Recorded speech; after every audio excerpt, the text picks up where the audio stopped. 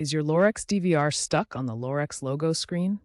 This usually indicates a boot loop or firmware issue. The first step is to perform a safe mode reset. Power off the DVR completely, disconnect all peripherals like cameras, and then locate the reset button on the back of the device. Hold the reset button down for 10 to 15 seconds while powering the device back on. This will clear the cache and force a clean boot. If this doesn't work, the next step is to try updating the firmware. To update the firmware, visit the Lorex website at lorex.com and download the latest firmware version specifically for your DVR model. You'll need a USB drive to transfer the firmware to the DVR.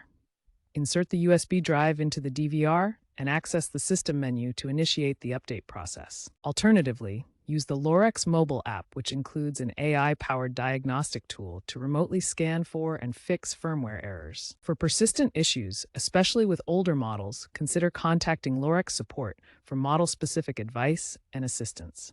Power supply issues can also cause boot loops, so using a UPS uninterruptible power supply is recommended to protect against power surges and interruptions.